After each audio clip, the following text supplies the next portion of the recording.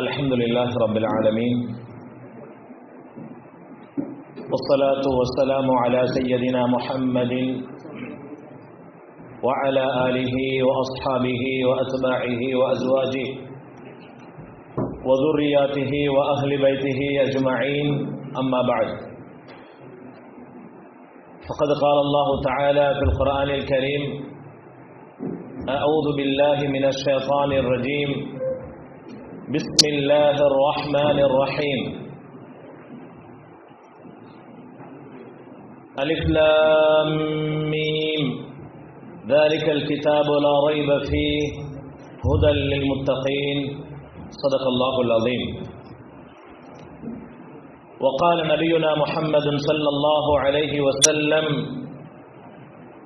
العلماء ورثة الأنبياء وإن الأنبياء لم يورثوا دينارا ولا درهما وإنما ورثوا العلم فمن أخذه أخذ بحظ وافر أو كما قال عليه الصلاة والسلام. இந்த உலகத்தை படைத்து பரிபாலிக்கக்கூடிய வல்லநாயன் அல்லாஹுக்கே எல்லா புகழும். அல்ஹம்துலில்லாஹ். எமது உயிரிலும் மேலான ஸல்லல்லாஹு அலைஹி வஸல்லம் அவர்கள் மீதிலும் அன்னாரை தொடர்ந்தவர்கள் பின்துயரக்கூடியவர்கள் அனைவர்கள் மீதும் சாந்தியும் சமாதானமும் உண்டாவதாக. ரவாஹியா அரபு கலாசாலையின் கௌரவ தலைவர் ஹாரிஸ் ஹாஜார் அவர்களே மற்றும் நிர்வாக உறுப்பினர்களே, ரவாஹியா அரபு கலாசாலையின் கௌரவ அதிபர், நாடறிந்த பேச்சாளர், எனது அன்புக்கும் நேசத்துக்கும் உரிய ஹிதாயத்துல் அரசீன் ஹசரத் அவர்களே,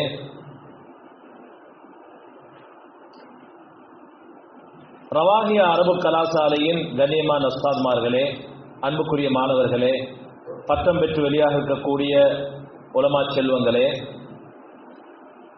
தெஹியங்க முஹியத்தீன் ஜும்மா மஸ்ஜித் பரிபாலன சபை தலைவர் வசீர் முக்தார் ஹாஜியார் அவர்களே, சாலிஹாத் பெண்கள் அரபு கலாசாலையின் அதிபர் எனது நண்பர் சர்ராஜ் முஃப்தி ஹசரத் அவர்களே, மதாஹிருல் உலூம் அரபு கலாசாலையின் கௌரவ அதிபர் உஸ்தாத் ரஃபீயுத்தீன் ஹசரத் அவர்களே மற்றும் தாய்மார்களே, உங்கள் அனைவரையும் விழித்தவனாக இஸ்லாத்தின் காணிக்கையான சலாத்தை எத்தி வைப்பதில் மிக மகிழ்ச்சி அடைகின்றேன். அஸ்ஸலாமு அலைக்கும் வரஹ்மத்துல்லாஹி வபரகாத்துஹு. சென்ற மாதம் நான் விடுமுறையில் இருக்கின்ற நேரத்தில் ஹசரத் அவங்க ஹிதாயத்துல்லா ஹசரத் அவங்க என்னை தொடர்பு கொண்டு, நாங்கள் மஷூராவில் இருக்கிறோம், வரக்கூடிய பரிசளிப்பு விழாவில் நீங்கள் விசேட பேச்சாளராக கலந்து கொள்ள வேண்டும் என்று நாங்கள் மஷூரா செய்திருக்கிறோம் என்று சொன்னவுடனே நான் ஹசரத் கிட்ட சொன்னேன், ஹசரத், இல்முடைய கோட்டைக்கு நான் அடியான் தகுதியற்றவன், வேறொருவர் வந்தால் சிறப்பாக இருக்குமே என்று சொன்னவுடன் ஹசரத் அவங்க சொன்னாங்க, இல்லை, அல்லாஹுடைய முடிவை நீங்கள் ஏற்றுக்கொள்ளத்தான் வேண்டும் என்ற அந்த அடிப்படையில் உங்களுக்கு முன்னால் என்னுடைய அறிவுக்குப்பட்ட ஒரு சில விஷயங்களை முதாக்கரா செய்யலாம் என்று நினைக்கின்றேன். அன்புக்குரிய சகோதரர்களே, உலமாக்களே, நலன் விரும்பிகளே, இன்று பட்டம் பெற்று பிற காத்திருக்கும் அன்புக்குரிய இந்த மாணவ செல்வங்களுக்கான ஆரம்பமான ஒரு நற்செய்தியை நான் சொல்லிக் கொள்கின்றேன். இது என்னுடைய நற்செய்தி என்பதை விட இந்த பூமியில் வாழ்ந்து பல சாதனைகளை புரிந்த ஹதரத் உமர் இப்னு கத்தாப் ரலியல்லாஹு அவர்கள் ஒரு மாணவருக்கு சொன்ன ஒரு நற்செய்தியை நான் உங்களிடத்தில் ஞாபகம் செய்து கொள்கின்றேன். ஹதரத் உமர் இப்னு கத்தாப் ரலியல்லாஹு அவர்களுடைய காலத்தில் ஒரு தோழர் வந்தார் ஷாம்ல இருந்து. உமர் ரலியல்லாஹு அவங்க கேட்டாங்க, மா அக்தமக்க, உங்களைய இந்த இடத்துக்கு முன்னோக்கி வர செய்த விஷயம் என்ன? இந்த ஷாம்ல இருந்து மதீனாக்கு வாருங்கள், கிட்டத்தட்ட ஒரு 1200 1300 கிலோமீட்டருக்கு அப்பால் இருந்து வர வேண்டும். அந்த தோழர் சொன்னாரு, உமர் இப்னு கத்தாப் ரலியல்லாஹு அன்ஹு அவர்களிடத்துல, நான் இந்த மதீனத்துல் இல்முடைய இந்த மதீனாவுக்கு வந்திருக்கின்ற நோக்கமே, இந்த இல்முடைய கோட்டைக்கு வந்திருக்கிற நோக்கமே லஅதஅல்லமு தஷஹுத, நான் தஷஹுதை அத்தஹியாத்தை கற்றுக்கொள்வதற்காக வேண்டி வந்திருக்கிறேன் என்று சொன்னார்கள். உமர் ரலியல்லாஹு அவர்கள் அழுது விட்டார்கள். ஃபபகா உமர் ஹத்தா இப்தல்லத் லிஹியத்துஹு, அவர்களுடைய தாடி நலையும் வரைக்கும் அழுதார்களாம். 1200 கிலோமீட்டருக்கு அப்பால் இருந்து தஷஹுதை அத்தஹியாத்தை கற்றுக்கொள்ள வேண்டி அந்த ஒரு நோக்கத்துக்காக வேண்டி வந்த அந்த மாணவரை பார்த்து பல குர்ஆனுடைய வசனங்கள், அல்லாஹ்வுடைய சில சட்ட திட்டங்கள் ஹஜ்ரத் உமர் இப்னு கத்தாப் ரலியல்லாஹு அவர்களுடைய வாயினால் அல்லாஹ் வெளியாக்கினானே, அப்படிப்பட்ட அந்த அமீருல் முஃமினீன் உமர் இப்னு கத்தாப் ரலியல்லாஹு அவர்கள் அந்த மாணவருக்கு ஒரு நற்செய்தி சொன்னார்கள். வல்லாஹி இன்னி லஅர்ஜூ மினல்லாஹி அல்லா யுஅذிபக அபதன். சொன்னாங்க, அல்லாஹ் மீது சத்தியமாக நான் அல்லாஹ்விடத்தில் ஆதரவு வைக்கிறேன், அல்லாஹ் உங்களை வீணாக்காமல், அல்லாஹ் உங்களை தண்டிக்காமல் இருக்கணும் என்று நான் ஆதரவு வைக்கிறேன் என்று சொன்னார்கள். அன்புக்குரியவர்களே, மாணவர்களே, அல்லாஹ் உங்களை ஒரு நாளும் வீணாக்க மாட்டான். ஆமீன் சொல்லுங்க. ஒரு மாணவர் இந்த அவருடைய உரையில சொல்கிற நேரத்தில் எனக்கு ஒரு விஷயம் ஞாபகத்துக்கு வந்தது. அவர் சொன்னாரு, என் தாயை நான் 12 வருடமாக பிரிந்து வாழ்ந்தது கிடையாது, முதல் பிரிந்ததை இந்த மதரசாவில் இருந்து தான் சொன்னார். எனக்கு ஒருவர் சொன்ன விஷயம் அப்பொழுது எனக்கு ஞாபகத்துக்கு வந்தது. ஒரு தகப்பனார் பேசிக்கொண்டிருக்கிற நேரத்தில் என்னிடத்துல சொன்னாரு, ஹசரத் 5ஆம் ஆண்டு ஸ்காலர்ஷிப் முடிஞ்சோடனே என்னுடைய மதரசாவை, நான் ஒரு மதரசாவை தேர்ந்தெடுத்து என் பிள்ளையை அழைச்சு கொண்டு இன்டர்வியூக்கு போய் அந்த இன்டர்வியூலையும் அவர் எடுபட்டு நான் அவரை மதரசாவுக்கு விட்டுட்டு வெளியே வார நேரத்தில் அவர் இந்த வார்த்தையை சொல்ற நேரம் அழுதார். நீங்க யாரும் இந்த குர்ஆனையும் ஹதீஸையும் கற்றுக்கொள்ளக்கூடியவர்களை சாதாரணமாக நினைக்காதீர்கள். பின்னால் சந்தர்ப்பம் கிடைத்தால் அதை தொட்டுவிட்டு போகின்றேன். அவர் சொன்னாரு,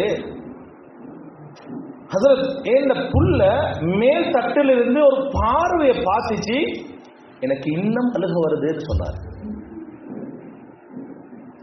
இந்த புள்ளைய பிரிஞ்சு நான் வார நேரத்தில் என்னைய பார்த்து ஒரு பார்வை பார்த்துச்சு அந்த புள்ள, அந்த பார்வை நினைக்கும் பொழுதெல்லாம் நான் அழுது கொண்டிருக்கிறேன்னு சொன்னார்.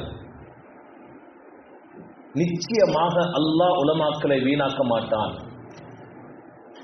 அன்புக்குரியவர்களே, அல்லாஹ்வின் நல்லடியார்களே, விடயத்துக்கு வருகின்றேன்.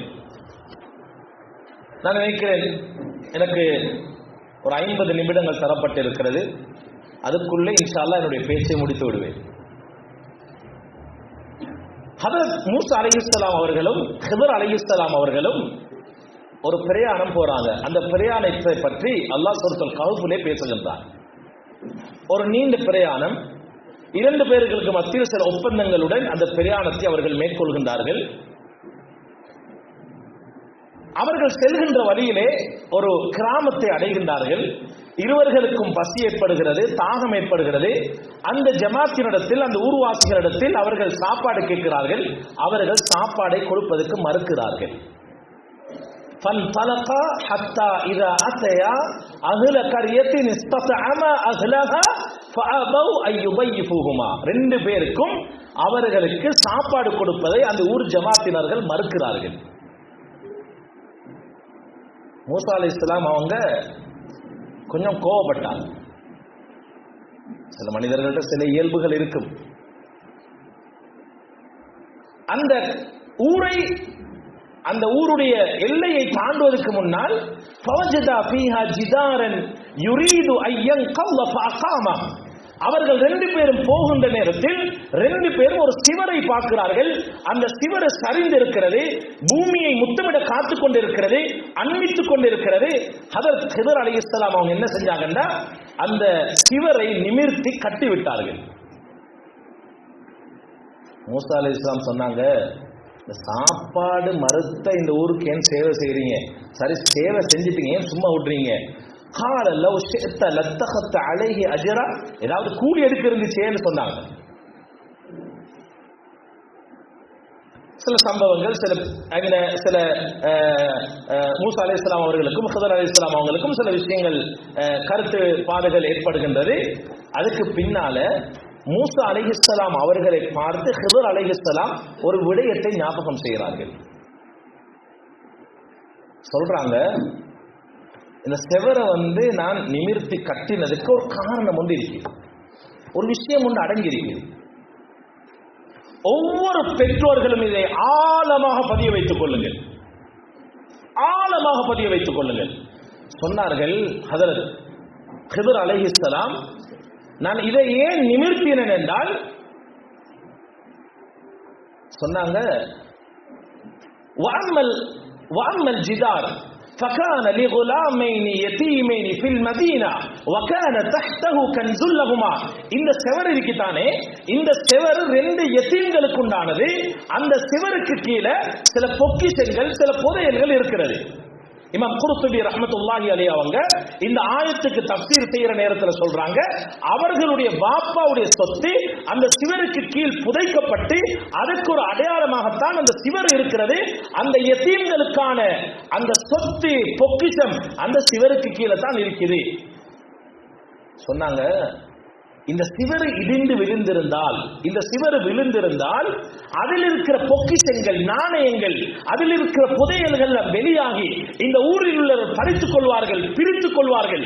அதனால் அதை பாதுகாத்துப்பதற்காக வேண்டிதான் நாங்கள் இதை கட்டினோம். கட்டியதும் லேசாக கட்டல்ல, அதுக்கு ஒரு காரணம் இருக்கிறது என்று சொல்லிவிட்டு சொன்னார்கள், வகான அபூஹுமா சாலிஹா. அந்த ரெண்டு பிள்ளைகளுடைய பெற்றோர் வாப்பா சாலிஹானவர்களாக இருந்தார்கள். இமாம் குர்துபி ரஹ்மத்துல்லாஹி அலைஹி அவங்க சொல்றாங்க, தலீலுன் அலா அன்ன ஸலாஹல் ஆபாஇ சபபுன் லிஹிஃபில் அப்னாஇ. சொல்றாங்க, ஒரு புள்ள பாதுகாக்கப்படணும் என்றால், ஒரு புள்ள நல்லா வரணும் என்றால், இந்த பொக்கிஷம் பாதுகாக்கப்பட்டது போன்று இந்த பிள்ளைகள் சமூகத்திலே பாதுகாக்கப்படணும் என்றால் உம்மா வாப்பா நல்ல சீர்திருத்தவாதிகளா இருக்க வேண்டும். அன்னைக்கு இந்த 4 பிள்ளைகளுடைய பெற்றோர்கள், குடும்பத்தினர்கள், ஒரு ஜமாத்தினர் இருப்பீங்க. உங்களிடத்தில் அழகாக சொல்கின்றேன், அடையாளப்பட்டு சொல்கின்றேன், அன்பாக சொல்கின்றேன், எங்கட பிள்ளைகள் இந்த சமூகத்துக்கு பிரயோசனமானவர்களாக நல்ல பிள்ளைகளாக வரணும் என்றால் முதலாவது எங்களை நாங்கள் ரோல் மாடலாக ஆக்கிக் கொள்ள வேண்டும்.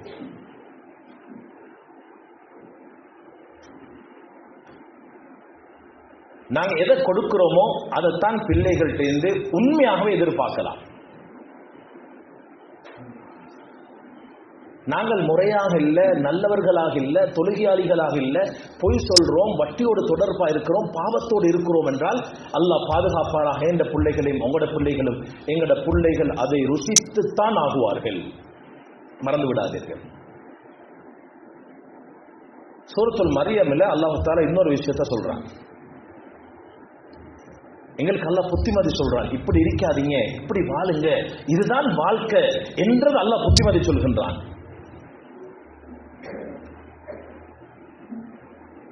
ஒரு பேரண்ட்ஸ் மீட்டிங்ல கலந்து கொண்ட நேரம் அந்த மதரசாவுடைய உஸ்தாத் சொன்னாரு, ஒரு வாப்பாவுடைய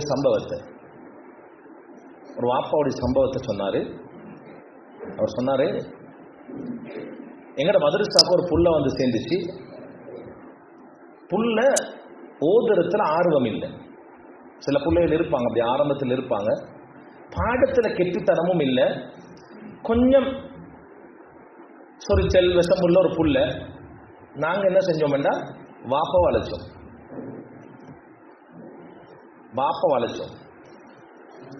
அழைச்சு நாங்க சொன்னோம், நீங்க சரியில்லை, உங்களோட வாழ்க்கை பிழை, அதனால தான் இந்த புள்ள இப்படி இருக்கு. அவர் ஒன்றும் பேசல, கேட்டுக்கொண்டாரு. நல்லா நினைவு வச்சுக்கோங்க, உஸ்தாதுமார்கள், வழிகாட்டக்கூடிய உலமாக்கள், மதரசாவுடைய ஆலிம்கள் உங்களுடைய பிள்ளைகளுடைய விஷயத்தில், மதரசாவுடைய விஷயத்தில் எதை முடிவு செய்கிறார்களோ அதில் தீமை சில நேரம் உங்களுக்கு இருப்பது போன்று தோன்றலாம்.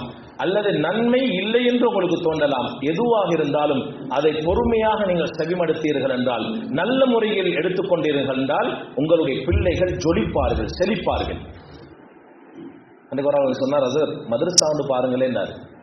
அப்ப நான் ஒரு மதரசாவை சொல்ற நேரம் அவர் சொன்னார், அது சரியான ஹிஸ்ட்ரிக் வெளியாகிறது, சரியான ஹிஸ்ட்ரிக்கே,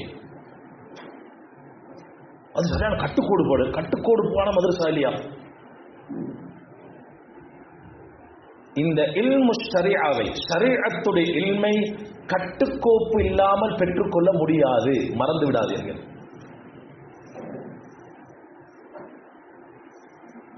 வேற எந்த இல்மையும் நீங்கள் எப்படியும் பெற்றுக்கொள்ளலாம். ஆனால் ஷரீஅத்துடைய இல்மை, மார்க்கத்துடைய இல்மை, குர்ஆனுடைய இல்மை, ஹதீஸுடைய இல்மை, அல்லாஹ்வும் ரசூலும் சொன்ன இல்மை கட்டுக்கோப்பு இல்லாமல் பெற்றுக்கொள்ள முடியாது. ஜொலியாவுதுற, அதை எப்படி ஜொலியாவுதுற?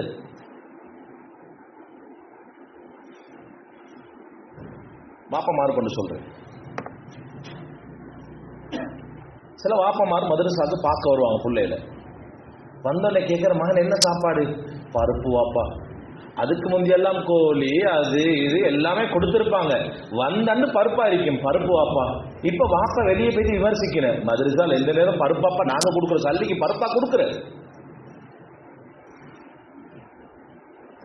விமர்சிக்காதீர்கள், இயன்ற உதவிகளை செய்யுங்கள், வலுவூட்டுங்கள், தெளிவூட்டுங்கள், ஒத்துழைப்பாக இருங்கள், கை கொடுங்கள்.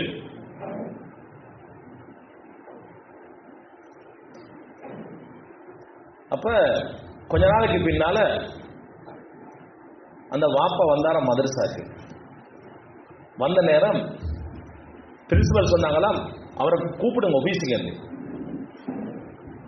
இது நான் நினைக்கிறேன், மதரசால ஓதி கொடுக்கிற உஸ்தாத்மாருக்கு இந்த பேட்டர்ன் விளங்கும், இந்த முறை விளங்கும். கூப்பிட்டு சொன்னா, நீங்க போயிட்டு 4-5 நாள்ல பொடியில் திருந்திட்டானப்பா, நல்லா இருக்கிறானே, முந்தி உள்ள பெரளி ஒன்றுமே இல்லையே, பாடத்திலே நல்ல ஹிஃப்ஸ பாடமாக்குறாரே, குர்ஆனை பாடமாக்குறாரே, உஸ்தாத்மார்களோட மரியாதையா இருக்கிறாரே, என்ன செஞ்சீங்கன்றாரு. பிரின்சிபல்ட்ட ஹஸ்ரத்தை பார்த்து வாப்பா அழுதுட்டு சொன்னாராம், அந்த கிறிஸ்துக்கு முன் கிறிஸ்துக்கு பின்னொண்டி,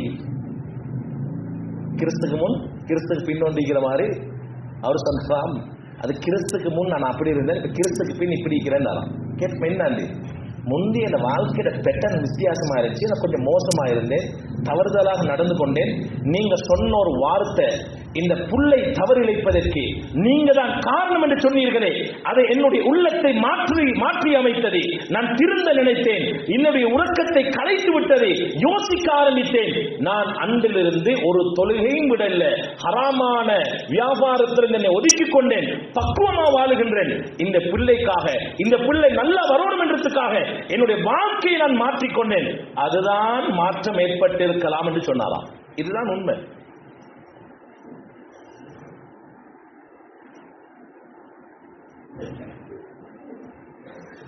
அல்லாஹ் தஆலா சூரத்துல் மரியம்ல ஒரு விஷயத்தை சொல்றான். மரியம் அலைஹிஸ்ஸலாம் அவங்க புள்ளைய பெற்றுக்கொண்டு வராங்க.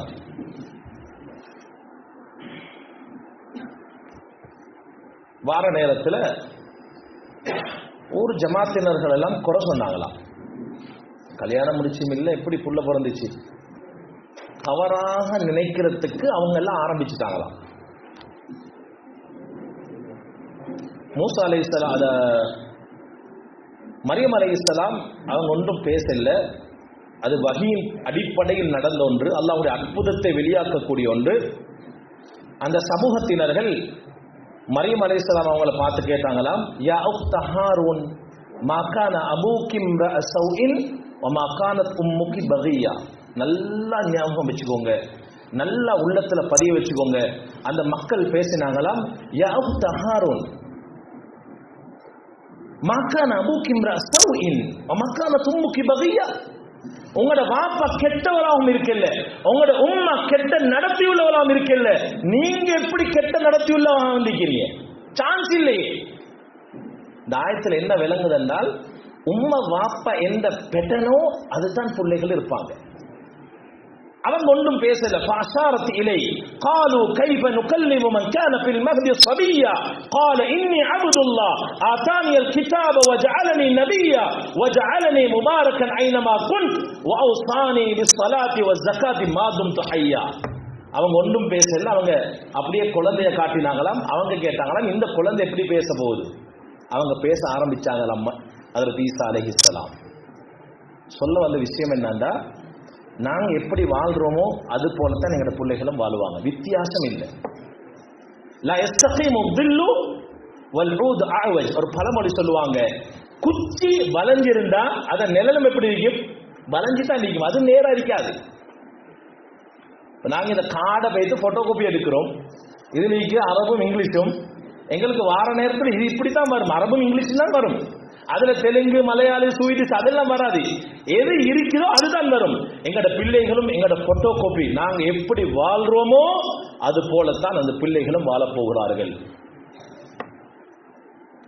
அன்புக்குரியவர்களே, அல்லாஹ்வின் நல்லடியார்களே, இந்த பிள்ளைகள் சாலிகான பிள்ளைகளா வாரண்டா ரெண்டு பொறுப்பு சொல்கின்றேன். இதுல கூடுதல கவனம் செலுத்தும். சாலிகான பிள்ளைகள் ஆகணும் என்றா முக்கியமான 2 விஷயம் இதுல கூடுதலான கவனம் செலுத்துவோம். முதலாவது, உங்களோட பிள்ளைகளுக்கு ஹலாலான உணவை 100க்கு 100 கொடுங்க. உங்களோட உழைப்பு ஹலால், அது 100க்கு 100 இருந்தா தான் பிள்ளைகளிடத்திலிருந்து வெளியாகக்கூடிய விஷயங்களும் அது ஹலாலான பேட்டர்ன்ல வெளியாகும்.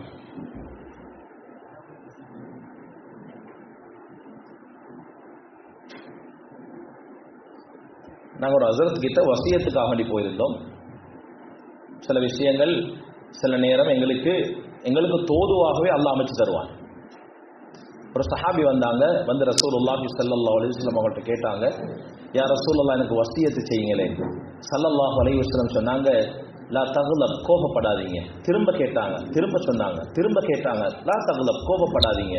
திரும்ப கேட்டாங்க, திரும்ப சொன்னாங்க, கோபப்படாதீங்க. அந்த சஹாபி சொல்றாரு, அந்த வசியத்தை நான் என் உள்ளத்துல எடுத்து அதே நான் வாழ்ந்து என் வாழ்க்கையில கோபமே எனக்கு இல்லாம போயிடுச்சு. அப்ப சில நேரம் சில உலமாக்களை கண்டால் நீங்க வசியத்துகளை கேளுங்க, நல்ல மக்களை கேட்ட வசியத்துகளை கேளுங்க. பயான் என்றது வேற, வசியத் என்றது வேற. உண்மையில சொல்ல போனா இந்த பயான் என்றதை விட வசியத்துல பெரிய தாக்கம் இருக்கு. இந்தியாவுக்கு ஜமாத் போன நேரம் ஒரு இடத்துல ஜமாத் வேலை செய்யற நேரம் பள்ளியில ஒரு நல்ல ஒரு முஅல்லிம் ஒன்று இருந்தாங்க, உஸ்தாத் ஒன்று இருந்தாங்க. ஒரு 65-70 வயசு இருக்கும். அவங்கள்ட்ட உட்கார்ந்து நான் கேட்டேன், நீங்க ஏதாவது வசியத்தை சொல்லுங்களேன். அவர் ஒன்றுமே சொல்லல. எனக்கு ஒரே ஒரு விஷயம் தான் சொன்னார், மகன், உங்களோட தொழில 100க்கு 100 நீங்க ஹலால் ஆக்கிக்கோங்க, 100க்கு 100. இதுல எங்களுக்கு சாட்டு போக்கு சொல்ல இயலாது. வட்டி இல்லாம எப்படி அது ஒரு பிசினஸ் செய்யற கஷ்டம் இல்லையா? ஏலும் செய்யலாமே, ஏலும் வலி இருக்கி. பொய் சொல்லாம எப்படி அது பிசினஸ் செய்யற? பொய் சொல்லாம பிசினஸ் செய்யலுமா? நீங்க சொன்னதுக்கு எங்க நாங்களே இதுல இறங்கி வேலை செய்யறாக்கள்.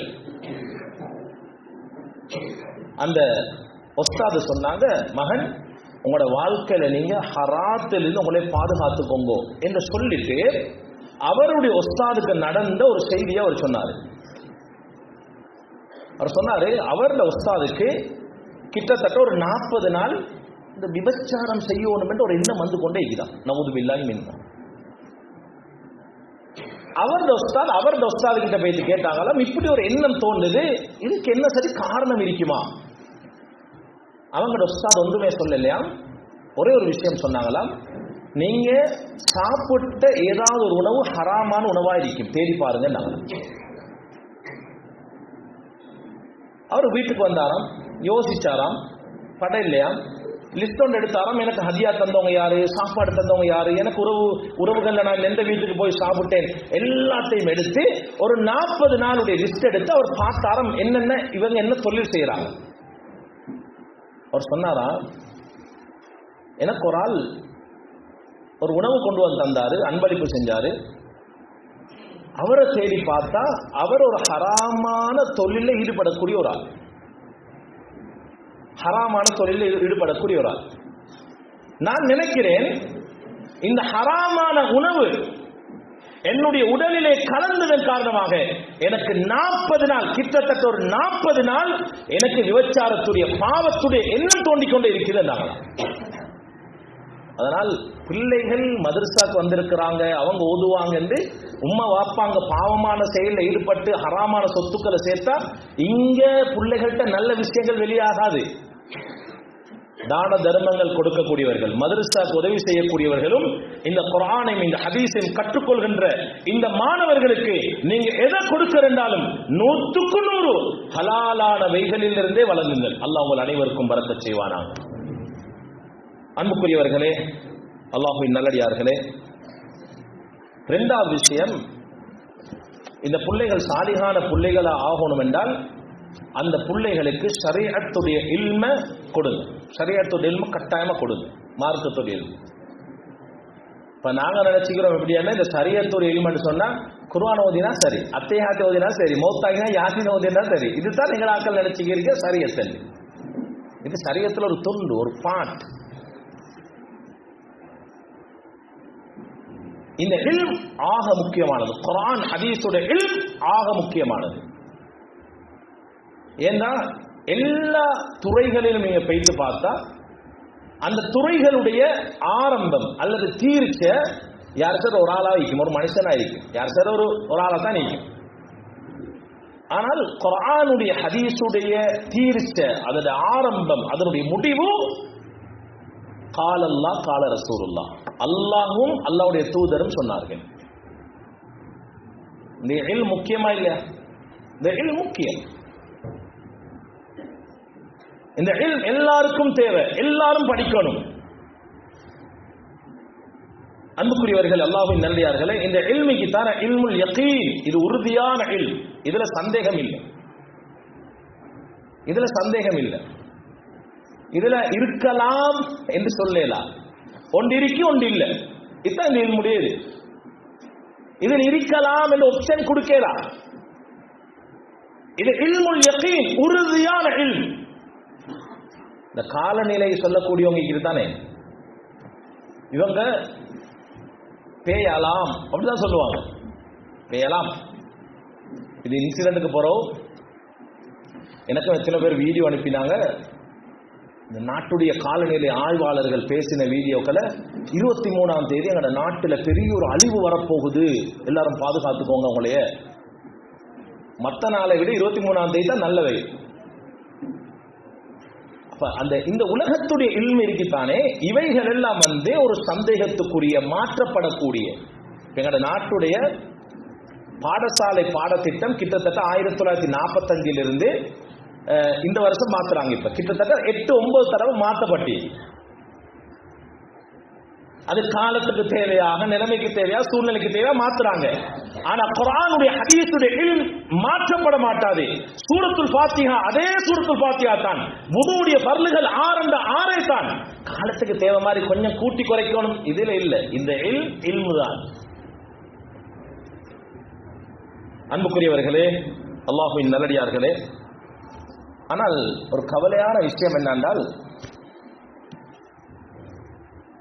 இந்த இல்முக்கு கொடுக்கிற முக்கியத்துவம் எங்களோட சமூகம் இன்னும் சரியாக கொடுக்க இல்லை. இதுதான் உண்மை. பாருங்க, இன்னமும் எங்கட பிள்ளைகளுக்கு நாங்க கல்யாணம் முடிச்சு கொடுக்க போல கபில்து நிக்காஹா ஒத்தஸ்வீஜாக நாங்க தான் அதை சொல்லிக் கொடுக்கணும். இன்னமும் நாங்க தான் அதை சொல்லிக் கொடுக்கணும். இந்த மாப்பிள்ளை கார்ல போற நேரம் நாங்களே நினைக்கிற முன்னுக்கு கார்ல எங்களை கூப்பிடுறது கௌரவத்தை நினைக்கிறோம். சில நேரம் கௌரவமா கேளும், சிலதுக்கு மாப்பிள்ள அப்பதான் கேட்கிற அது அந்த நெத்திய பிடிச்சி ஓதுற துவா என்ன, நெத்திய பிடிச்சனமோ துவா ஓதுற இல்லையா, அது என்ன அது? இன்னும் எங்கிட்ட ஆட்கள் இல்ம விலங்கு இல்லை, மார்க்கத்தை விலங்கு இல்லை, ஷரீஅத்தை விலங்கு இல்லை. சும்மா கை வச்சு பாருங்க, ஏண்ட வாப்பா மௌத்தாகினால், ஏண்ட உம்மா மௌத்தாகினால், ஜனாசா தொழுவிக்கிற நேரம் நாம் தொழுவிக்கிற கொலை, ஏண்ட உம்மாவுடைய வாப்பாவுடைய ஜனாசா தொழுவிக்கிற நேரம் 3வது தக்பீருக்கு பின்னால அல்லாஹ் மக்ஃபிர் லஹு வர்ஹம்ஹு வஆஃபிஹி வஃபு அன்ஹு, அந்த நீண்ட துஆ இருக்குதானே எத்தனை பேருக்கு தெரியும்? நான் உலமாக்களுக்கு சொல்றேன், பணிவாக உங்களோட வயசுல ஆக சின்னவன் தான் அறிவுலையும், இந்த பள்ளியில இருந்து கொண்டு இந்த மையத்து துஆ தெரிஞ்சவங்க ஃபுல்லா ஓதிக்கோங்க, தெரியாதவங்க அல்லாஹ் மக்ஃபிர் லஹு வர்ஹம்ஹு 3 தடவை ஓதிக்கோங்க. அப்படி ஒன்று இல்லை. எங்க சரி ஒன்றிங்க ஹதீஸ்ல? அந்த நான் நினைக்கிறேன் அந்த சபையை திருப்திப்படுத்துறதுக்கு சில நேரம் சொல்லலாம். அப்படி ஒன்று இல்லை. ஃபுல் துவாவும் பாடமா இருக்கணும். இப்ப இன்னைக்கு மையத்தை தொழுவிக்கிறதும் ஒரு ட்ரெண்ட் ஆகி இல்லையா? அடே இந்த வாப்பட ஜனாத நாளையா தொழுவிச்ச, இவருக்கு சுபவே இல்லை, ஆனா ஜனாத தொழுவிச்சிருப்பார். ஃபர்து தெரியாத சகோதரர்கள் எத்தனை பேருக்கு ஜனாசாவுடைய விஷயங்கள் தெரியுமா? அன்றைக்கு ஒரு ஜனாசாக்கு போயிருந்தேன். அப்ப வீட்டுல எல்லாரும் சொன்னாங்க மூத்த மகன் தான் தொழுவிப்பாருன்னு. அந்த இடத்துல நாங்க கூடுதலான காலம் இருந்ததால எங்களுக்கு கொஞ்சம் அவங்கள பழக்கம். எனக்கு மனசு குறுக்குடுச்சு. எனக்கு தெரியும் இவருக்கு ஒன்றும் தெரியான்றது எனக்கு தெரியும்.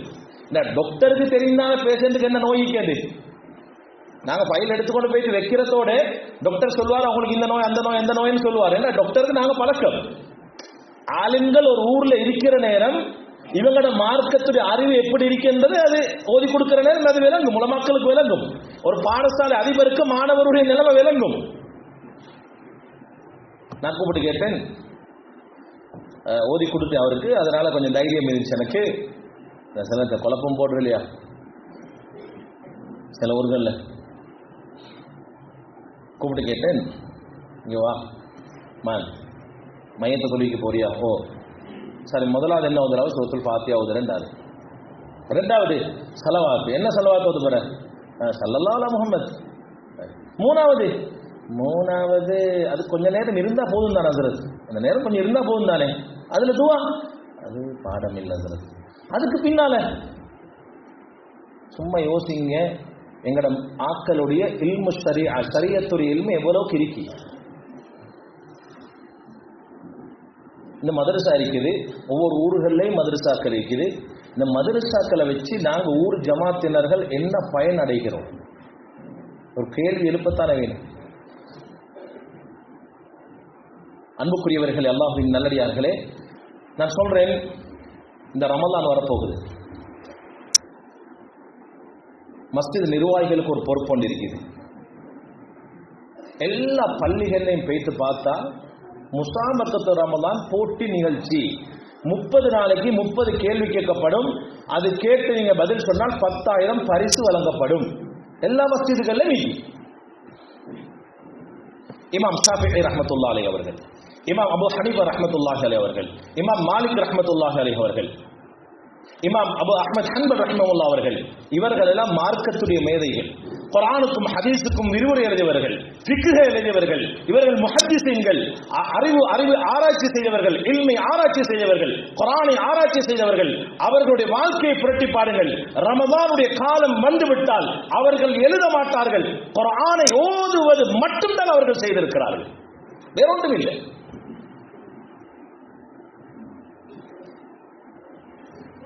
பெரிய தலையடி உலமாக்கள்.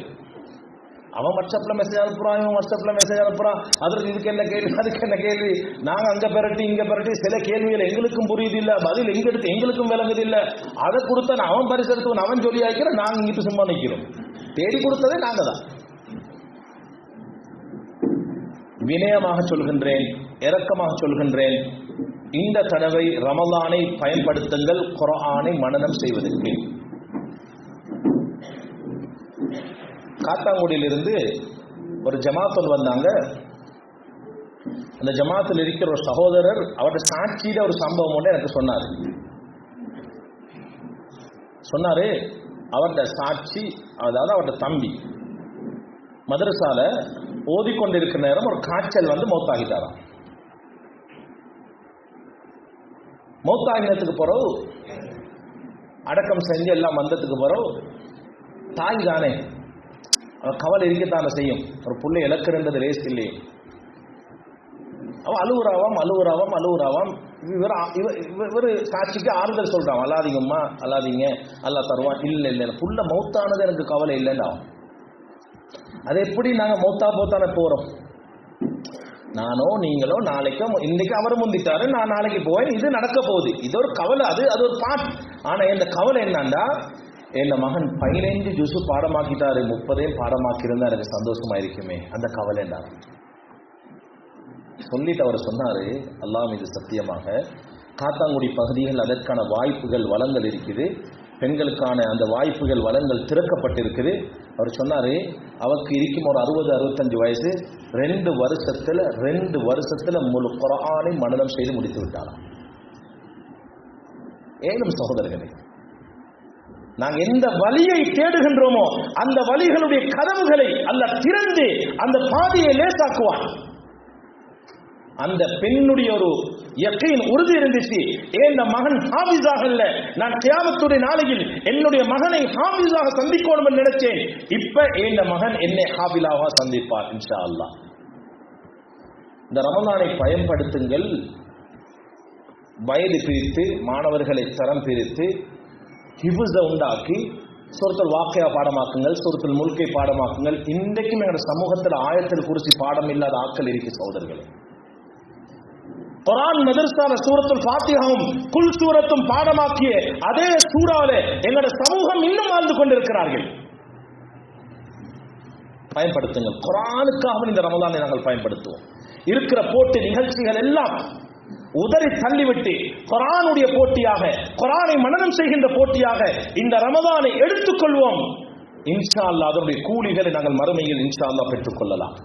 அன்புக்குரியவர்களே, அல்லாஹ்வின் நல்லடியார்களே, என்னுடைய பேச்சின் இறுதி கட்டத்துக்கு வருகின்றேன். தனவந்தர்களே, நிர்வாகிகளே, ஊர் ஜமாத்தினர்களே, பெற்றோர்களே, இந்த இல்மை படிச்சிட்டு வார பிள்ளைகளுக்கு, உலமாக்களுக்கு குடும்பத்திலும் தான் ஊரிலும் தான் சரியான அங்கீகாரம் வழங்கப்பட வேண்டும். நாங்க இதை பேசாம யாரு பேசுற? உலமாக்களுடைய விஷயங்களை உலமாக்கள் பேசாம யாரு பேசுற? நாங்க தானே பேசணும். அது இந்த சபையை நான் பயன்படுத்திக் கொள்றேன். சரியான அங்கீகாரம் கொடுக்கணும். ஒன்று, பெற்றோர்கள் அங்கீகாரம் கொடுக்கணும். நானும் உலமாக்களுடைய பரம்பரையில் வந்தவன் அல்ல, ஒரு சாதாரண குடும்பத்தில் படித்து இல்லாத ஒரு பெற்றோர்களுடைய ஒரு பொறுப்பில்லை. ஆனால் எனக்கு ஒரு சந்தோஷமான செய்தி இருக்குது. என்னென்னா, நான் 1998ஆம் ஆண்டு ஹிஃப்ஸ முடித்தேன்.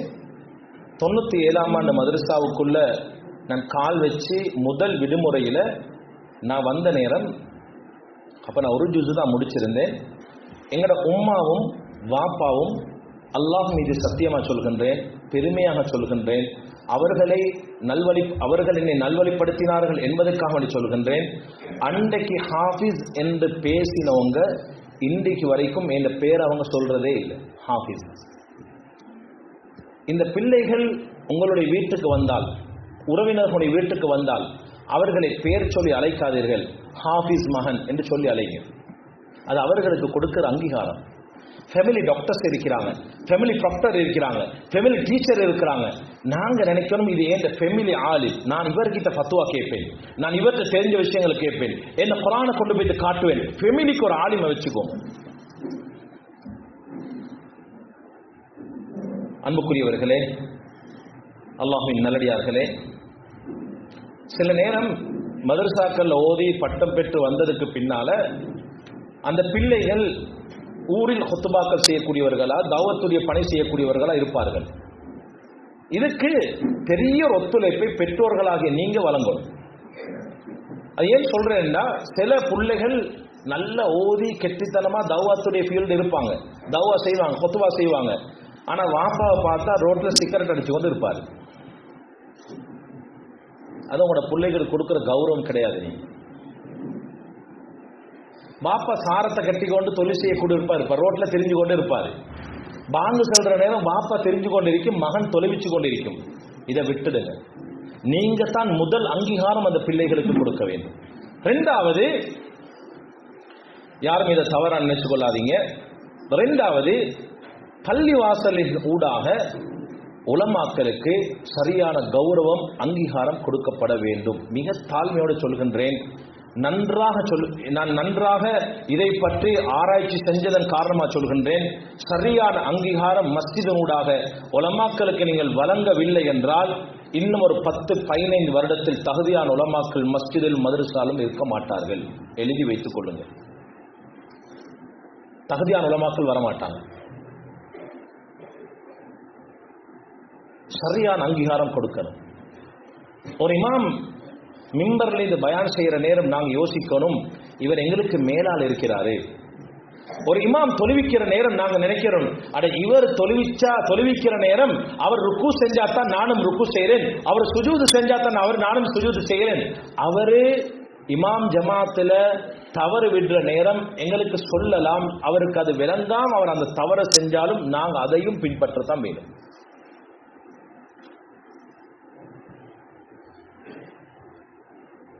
நாலு ரக்கா தொழுவிக்கிற நேரம் இமாமத்தை எழும்பின நேரம் நாங்க சொல்லுவோம் சுப்ஹானல்லாஹ்னு சொல்லுவோம், பின்னால் உள்ளவங்க அது இமாமுக்கு விளங்காம தற்செயலா அவர் எழும்பிட்டாருண்டா எங்களுக்கு தெரியும், நாலு எங்களுக்கு உட்கார்ந்து கொண்டு இருக்கல, நாங்க என்ன செய்யணும், அவரை பின்பற்றி தான் ஆகணும். நான் கேட்கிறேன், இந்த ஊர்ல ஜமாத்தினர்கள் இருக்கிறீங்க, தலைவர்மார் இருக்கிறீங்க, நிர்வாக உறுப்பினர்கள் இருக்கிறீங்க, பல ஊர்ல வந்து இருக்கிறீங்க, நீங்க ஆசைப்படுங்க ஏன் இமாம் இப்படித்தான் இருக்கணும், அவர் இப்படித்தான் வாழணும். அவர்களுடைய பொருளாதார விஷயத்தில் நீங்கள் கவனம் கொள்ளுங்கள், அக்கறை கொள்ளுங்கள். இன்னும் எங்களுடைய நாட்டிலே சில மஸ்ஜிதுகள் இருக்கிறது, சில மதரசாக்கள் இருக்கிறது. நான் இதை சொல்வது நான் அதை என்னை வலுப்படுத்திக் கொள்வதற்கல்ல, எனக்கு வாய்ப்பு கிடைக்கணும் என்றதுக்கல்ல. நீங்கள் தேடி பாருங்கள், இன்னும் 25,000 30,000 சம்பளம் கொடுக்கக்கூடிய மதரசாக்களும் பள்ளி வாயில்களும் இருந்து கொண்டுதான் இருக்கிறது. ஆனா மையத்தோட்டில் ஹசரத்தை காணாட்டி என்ன ஹசரத் வர இல்லையா, டிக்கெட்டை வெட்ட வரும் இல்லையா. கனவு காணுங்கள், என்னுடைய ஆலிமை நான் இப்படித்தான் வைப்பேன்.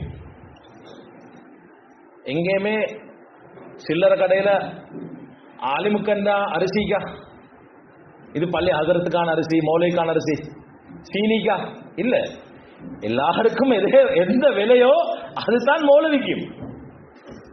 அது 1200 பால் பேக்கெட் தான் மௌலவிக்கும். சீனி 250 ரூபா 250 ரூபா தான் மௌலவிக்கும். யோசிங்க சகோதரர்களே, அழகுபடுத்துங்கள். நீங்க பள்ளியில் கொடுக்கின்ற உலமாக்களுக்கான கொடுக்கின்ற சம்பளம், மதரசாவில் உலமாக்களுக்கான கொடுக்கின்ற சம்பளம், பின்னால் உள்ளவங்க யோசிக்கணும், எவ்வளவு கௌரவப்படுத்துறப்பா இந்த தொழில், இந்த பகுதியில தான் நாங்க இருக்கணும் ஆசைப்படும். அன்புக்குரியவர்களே, அல்லாஹ்வின் நல்லடியார்களே, இறுதியாக இந்த மதரசாவில் கல்வி கற்று வெளியாகின்ற இந்த மாணவர்களுக்கு அல்லாஹ் தௌஃபீக் செய்வானாக. ஒரு சிறிய புத்திமதியை சொல்லி அடுத்த கட்டத்துக்கு நிறைவுக்கு வருகின்றேன். மாணவர்களே, நீங்கள் இதற்கு பின்னால தான் ஒவ்வொன்றையும் கற்றுக்கொள்ளப் போகிறீர்கள். நிறைய சவால் இருக்கு, சமூகத்தில் நிறைய சவால் இருக்குது. அந்த சவால்களை தாண்டி நீங்கள் தஅவத்துடைய பணியை செய்ய போகிறீர்கள். நீங்கள் உங்களை வளர்த்துக் கொள்ளுங்கள், உங்களுக்கான வாய்ப்புகளை நீங்களே தேடிக்கொள்ளுங்கள். ரொம்ப கவலையான விஷயம் என்னன்னா, வாட்ஸ்அப்புகளில் சில மெசேஜ்கள் வரும். எப்படி மெசேஜ் என்றா, எங்களுக்கு பள்ளி ஹசரத் ஒன்று தேவை, 2 ஹுத்துபாக்கள் செய்யணும், குர்ஆன் மதரசாவும் செய்யணும், தஃப்சீரும் செய்யணும், இப்படி எல்லாம் நீங்க செய்யணும், ஆனா உங்களுக்கு சம்பளம் நாங்கள் இவ்வளவு தான் தருவோம் என்ற அந்த காட்சிகள் நான் சொல்றேன் மாற்றப்படணும். நாங்க அப்ளிகேஷன் போடணும், இந்த தகம் எனக்கு தெரிக்குது, நான் இப்படி இருப்பேன் பள்ளியில, இந்த ஊரை இப்படி கொண்டு வருவேன், இப்படி தஃப்சீர் செய்வேன், இப்படி ஹதீஸ் செய்வேன், என்ன ஹுத்பா இப்படி இருக்கும், என்ன குர்ஆன் மதரசா இப்படி இருக்கும், எனக்கு வளமிக்கு வாய்ப்பு இருக்குது, நான் வளர்ந்திருக்கிறேன், என்னுடைய வாய்ப்புகளை நான் உருவாக்கிக் கொள்வேன், இவ்வளவு சம்பளத்துக்கு நீங்க என்னை நியமிக்கிறதாக தான் நான் ரெடி வாரத்துக்கு என்ற அளவுக்கு உங்களை நீங்கள் தயார்படுத்திக் கொள்ளுங்கள். அடுத்ததாக உலமாக்களுடைய தியாகம் இருக்குத்தானே, இந்த தியாகம் நீங்க நினைக்கவானம் இது சாதாரணமான தியாகம் என்று. நாங்க எல்லாரும் ஒன்றை நல்லா நினைவு வச்சுக்கொள்ளணும். இன்னைக்கு எங்களோட நாட்டிலையும் நிறைய ஸ்ட்ரைக்குகள் நடந்திருக்கு, வேலை நிறுத்த போராட்டங்கள் நடந்திருக்கிறது. நான் யாரையும் குறிவைத்து சொல்லவில்லை, அது நோக்கமும் அல்ல எனக்கு. ஆனால் இன்று வரை இன்ஷா அல்லாஹ் நான் நினைக்கிறேன், மறுமை நாள் வரை உலமாக்கள் யாரும் வேலை நிறுத்த போராட்டங்கள் செய்ய மாட்டார்கள். ஏனென்றால் இந்த பணி வறுமைக்கு பயந்து செய்கின்ற பணி அல்ல, மறுமைக்கு பயந்து செய்கின்ற பணி என்பதை நீங்கள் மறந்து விடாதீர்கள். இந்த பணி வறுமைக்கு செய்வதல்ல, இந்த பணி மறுமையில் அல்லாஹ் என்கிட்ட விசாரிப்பானே, நீ குர்ஆனை சொன்னியா, ஹதீஸை சொன்னியா, தொழுகையுடைய விஷயங்களை சொன்னியா என்று விசாரிப்பானே, அதற்காகவே இந்த பணியை செய்கின்றேன். ஆனால் அன்புக்குரியவர்களே, உலமாக்கள் வேலை நிறுத்த போராட்டங்கள் எங்குமே இன்ஷா அல்லாஹ் செய்ய போவதில்லை. ஒரு அறிஞர் சொல்கின்றார், சில ரிவாயத்துகள் இது ஒரு ஹதீஸ் என்று வந்திருக்கிறது, யூசனு மிதாதுல் உலமாஇ பிதமா ஷுஹதாஇ, உலமாக்களுடைய இந்த எழுத்துக்கள் இருக்குதான், இந்த மைகள் ஷஹீதுகளுடைய இரத்தங்களுடன் நிறுக்கப்படுமாம் நாளை மறுமையில். சுப்ஹானல்லாஹ். நான் இவ்வளவு நேரம் பேசிய விஷயங்கள் உலக ஆசையின் பக்கம் உங்களை நான் கொண்டு செல்லவில்லை, துனியாவுடைய ஆசையின் பக்கம் நான் உங்களை கொண்டு செல்லவில்லை. இவ்வளவு நேரம் நான் உங்களிடத்தில் பேசிய ஒவ்வொரு வார்த்தையும் மறுமையின் பக்கமும், குர்ஆனின் பக்கமும், மதரசாவின் பக்கமும் நல்வழிப்படுத்தக்கூடிய வார்த்தைகளால் தான் அமைந்திருக்கின்றது. எனவே இன்ஷா அல்லாஹ் அந்த அறிஞர் சொன்னதை போன்று என்னுடைய வார்த்தைகளும் நாளை மறுமையிலே நான் ஆதரவு வைக்கின்றேன். அந்த ஷஹீதுகளுடைய அந்த இரத்தங்களோடு அல்லாஹ் நிச்சயமாக எழுதுவான். அதே போன்று எவ்வளவு கிதாபுகள் எழுதப்பட்டிருக்கிறது, எவ்வளவு தஃப்சீர்கள் எழுதப்பட்டிருக்கிறது, எவ்வளவு விரிவுரையாளர்கள் இந்த கிதாபுகள், இந்த ஹதீஸ்கள், முஹத்திஸீன்கள் எவ்வளவு எழுதியிருக்கிறாங்க. சுப்ஹானல்லாஹ். இப்பதான் பிரிண்ட் அவுட் இருக்குது, டைப்பிங் இருக்குது.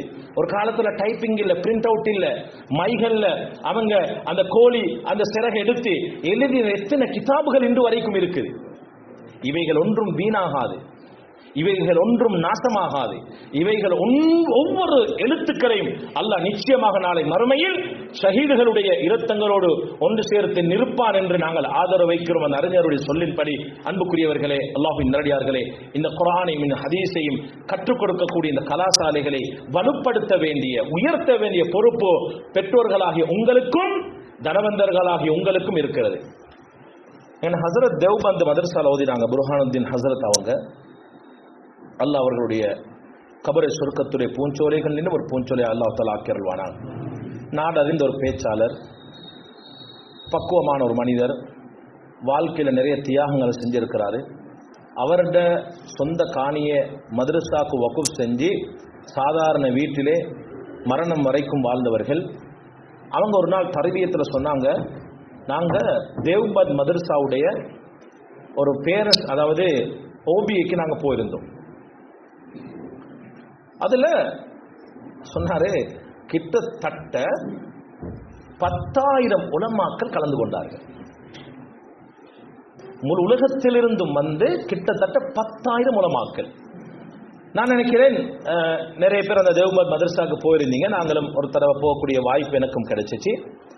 அந்த ஊருக்காக வேண்டித்தான், அந்த மதரசாக்காக வேண்டித்தான் அந்த ஊரே, அந்த மதரசாக்காக வேண்டித்தான் அந்த ஊரே. சொன்னாரு,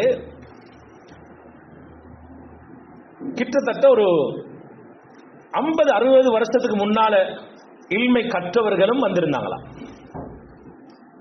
அதில் ஒரு ஆச்சரியமான செய்தியோடு சொன்னாரு, அந்த மீட்டிங்ல அன்றைய அதிபர் எழும்பி ஒரு விஷயத்த சொன்னாங்களாம். எங்களுக்கிட்ட ஓதின ஒரு புள்ள, கேரளாவை சேர்ந்த ஒரு புள்ள, அவர் இடையில ஓதிட்டு போய்த்தார், வெளியாக இல்லை, இடையில அவர் விலகி போய்த்தார். பைத்த நேரம் அப்ப அங்க மதரசாக்கள்ல பொதுவாக சல்லிகள் அறவிட மாட்டாங்க, நிறைய உதவி செய்வாங்க, ஊர் ஜமாத்திரம் உதவி செய்வாங்க.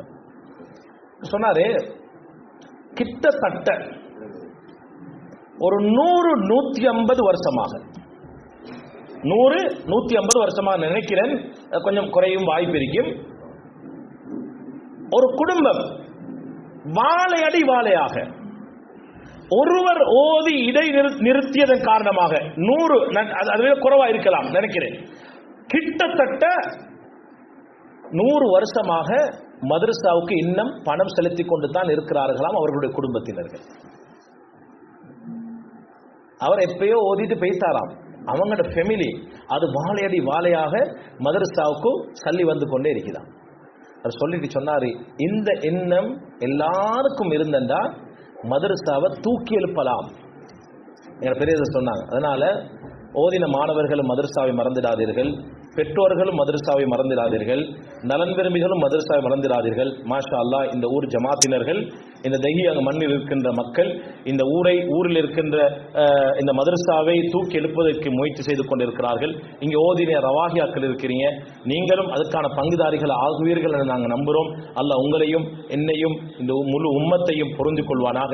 என்னுடைய பேச்சில் ஏதும் பிழைகள் இருந்தால் அல்லாஹ்வுக்காக நீ மன்னித்து எனக்கு துவா செய்யுமாறு வாய்ப்பளித்த வல்லநாயன் அல்லாஹுக்கும் இந்த சந்தர்ப்பத்தை ஏற்படுத்தி தந்த இந்த ரவாகியா மதரசாவுடைய நிர்வாகம், குறிப்பாக என்னுடைய நேசத்துக்குரிய ஹிதாயத்துல்லா ரஸீன் ஹஸரத் அவர்களுக்கும் மனமார்ந்த நன்றிகள். வ ஆகிரு தஅவானா அல்ஹம்துலில்லாஹி ரப்பில் ஆலமீன்.